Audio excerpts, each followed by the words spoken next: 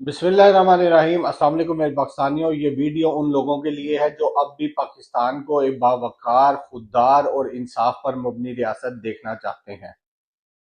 آج ہم بات کریں گے ان سچائیوں پر جنہیں چھپایا جا رہا ہے، ان چیخوں پر جو دیواروں میں دفن ہو چکی ہیں، اور ان سوالوں پر جن کے جواب دینا کوئی نہیں چاہتا۔ 9 مئی 2023 یہ صرف ایک دن نہیں تھا، یہ ایک دن تھا جب قوم نے دیکھا کہ عمران خان کو کس طرح گرفتار کیا گیا اور پھر کیا ہوا۔ ملک بھر میں مظاہرے شروع ہو گئے، لوگ سڑکوں پر نکل آئے، آواز بلند کی، لیکن کیا ریاست نے سنا؟ نہیں، بلکہ ہزاروں لوگوں کو گرفتار کر لیا گیا، اور ان میں سے کئی کو بغیر کسی شفاف عدالتی کارروائی کے فوجی عدالتوں میں پیش کیا گیا۔ کسی کو 2 سال، کسی کو 5 سال اور کسی کو 10 سال کی قید کی سزا سنا دی گئی۔ یہ وہی عدالتیں ہیں جن پر امریکہ، برطانیہ اور انسانی حقوق کی تنظیموں نے شدید تنقید کی۔ سوال یہ ہے، جب آئین اور قانون موجود ہے تو عام شہریوں کو فوجی عدالتوں میں کیوں گھسیٹا جا رہا ہے؟ میرے پاکستانیوں، یہاں کہانی ختم نہیں ہوتی۔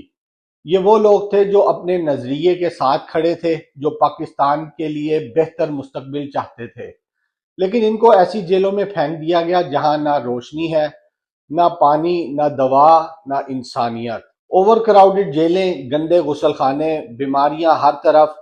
ہیومن رائٹس واچ کی رپورٹ نے دنیا کو بتایا کہ پاکستان کی جیلیں ایک ہیومن ڈمپنگ گراؤنڈ بنتی جا رہی ہیں۔ ہیپاٹائٹس، ٹی بی، ایڈز جیسی بیماریاں پھیل رہی ہیں، اور ان قیدیوں کی زندگیاں خطرے میں ڈال دی گئی ہیں، صرف اس لیے کہ وہ عمران خان سے محبت کرتے ہیں۔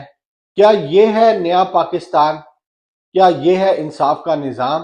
نہیں، یہ ہے ظلم، یہ ہے غیر انسانی سلوک، جس پر اب خاموش رہنا جرم ہے۔ اور ظلم صرف قید خانوں تک محدود نہیں، ملک میں قانون کا اطلاق بھی امتیازی ہے۔ اگر کسی غریب نے چھوٹا سا کچا گھر بنا لیا ہو تو اسے تجاوزات کہہ کر بغیر نوٹس کے گرا دیا جاتا ہے، لیکن اگر کسی وزیر یا جرنیل کے بیٹے نے سرکاری زمین پر محل بنا رکھا ہو تو قانون اندھا ہو جاتا ہے۔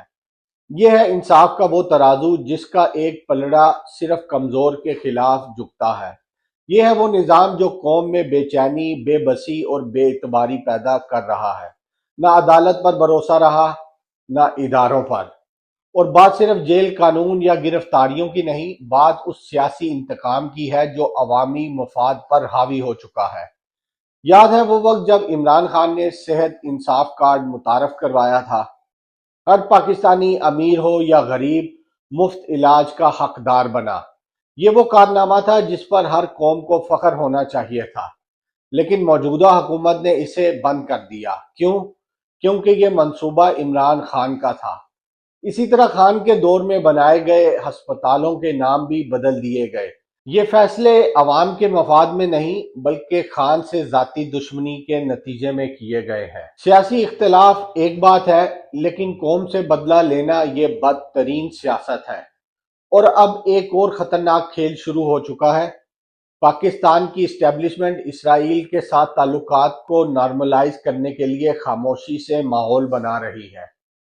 پہلے میڈیا پر نرم لہجے میں بات چھیڑی گئی، پھر کچھ مخصوص مذہبی چہرے تاریخی زاویہ پیش کرنے لگے، پھر کہا گیا کہ قومی مفاد کے تحت اسرائیل کو تسلیم کیا جا سکتا ہے۔